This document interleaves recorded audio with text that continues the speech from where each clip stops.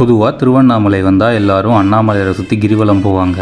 ஆனால் நான் நேராக அண்ணாமலையர்கிட்டயே போய் மொத்த ஊரையுமே பார்த்தேன். இது என்ன இடம்னு சொல்கிறேன், சேவ் பண்ணி வச்சுக்கோங்க. கோவிலுக்கு பின்னாடியே ஸ்கந்தாசிரமம் போக ஒரு வழி இருக்கும். கிரிவலம் போகிறவங்களுக்கு ரமணாசிரமம் தெரியலாம், அது மலைக்கு கீழே தான் இருக்குது. அங்கே இருந்தும் இந்த ஆசிரமத்துக்கு போகலாம். ஆனால் நேராக மலை மேலே ஏறி இங்கே முதல்ல வந்தால் இன்னும் சில கோவில், ஜீவசமாதி, குகையெல்லாம் பார்க்கலாம். நான் ஏறுறப்போ மலையில் இருக்க வத்தாத கேணியில் மேலே இருக்க சாமிக்கு நீர் எடுத்து தர பாக்கியமும் அதே சாமிக்கு என் கையால் ஆரத்தி எடுக்கிற வாய்ப்பும் கிடைச்சது. இந்த சிவலிங்கத்தை கைலாயத்துக்கும் திருவண்ணாமலை கோயிலுக்கும் நேர் கோட்ல வச்சு பூஜை பண்றாங்க. கோயிலோட பேய் கோபுரமும் இங்க இருந்து தெரியும். அப்படியே இங்க இருந்து மற்ற இடத்துக்கும் போயிட்டு மேலே ஏறி அமைதியா இருந்த ஆசிரமத்துல தியானம் பண்ணிட்டு வந்த வழியா இல்லாம ரமணாசிரமம் போற வழியில போனா அழகான இந்த இடம் வரும். இதை பார்த்துட்டு அப்படியே கீழே இறங்கினா ஆசிரமத்துல சாப்பாடு போடுவாங்க. சாப்பிட்டுட்டு அங்கேயும் தியானம் பண்ணிட்டு அடுத்த வேலையை பார்க்க போகலாம். நீங்களும் போறப்போ மறக்காம இங்கெல்லாம் போயிட்டு பாருங்க.